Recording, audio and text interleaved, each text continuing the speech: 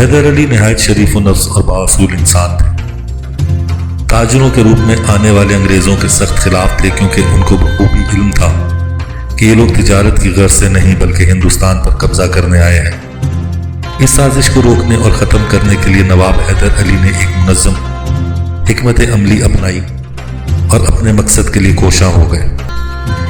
20 ذی الحجہ 1163 ہجری 10 نومبر 1750 عیسوی میں حیدر علی کے گھر خوشیوں کی برسات ہو گئی، جب اللہ تعالیٰ نے ان کو چاند سا بیٹا عطا کیا تھا جس کا نام فتح علی رکھا گیا، اور ایک روحانی بزرگ ٹیپو مستان ولی رحمۃ اللہ علیہ کی نسبت سے فتح علی ٹیپو نام رکھ دیا گیا۔ فتح علی ٹیپو کو بچپن سے ہی قابل اور تجربہ کار اساتذہ کی زیر نگرانی دے دیا گیا، جس وجہ سے اس کو کم عمری میں ہی تیر اندازی، گھوڑ سواری اور تیز زنی میں مہارت حاصل ہو گئی۔ اس کے ساتھ فتح علی ٹیپو کو حکمت، خطاطی اور دیگر علوم و فنون میں تربیت کے ساتھ اس کو دینی اور دنیاوی تعلیم بھی دلوائی گئی۔ فتح علی ٹیپو کو مختلف زبانیں سیکھنے کا بھی شوق تھا، جس کو پورا کرنے کے لیے اس نے انگریزی، اردو، تامل اور فرانسیسی کے ساتھ فارسی پر عبور حاصل کر لیا اور پھر فارسی ہی بولنے کو ترجیح دی۔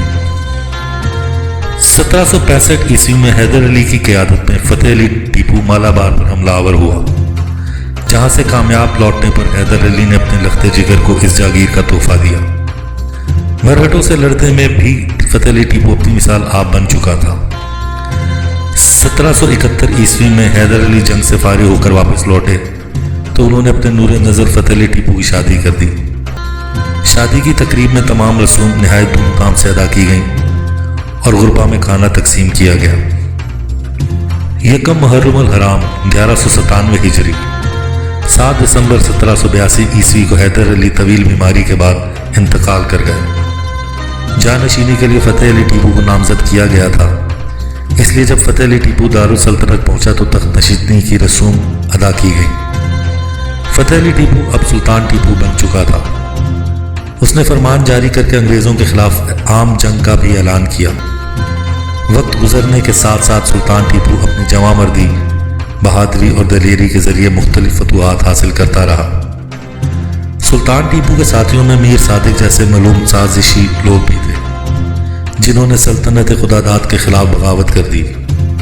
اس کام کے لیے انگریزوں نے نقد انعام کے ساتھ بھاری زیورات بھی دیے۔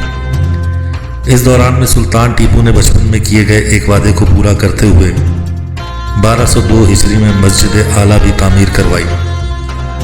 انگریزوں نے سلطان ٹیپو کے گرد سازشوں کا جال بڑھاتے ہوئے میر صادق اور اس کے ساتھیوں کے ذریعے سلطنت خداداد کو ختم کرنے کی حکمت عملی سوچی، اور یوں 1798 عیسوی میں سلطنت خداداد کا زوال شروع ہو گیا۔ لارڈ ویلنگٹن 4000 سپاہیوں کے ساتھ مدراس کے ساحل پر لنگر انداز ہوا اور پہلے سے موجود انگریز فوج کو اکٹھا کر کے فیصلہ کن حملے کا ارادہ کیا۔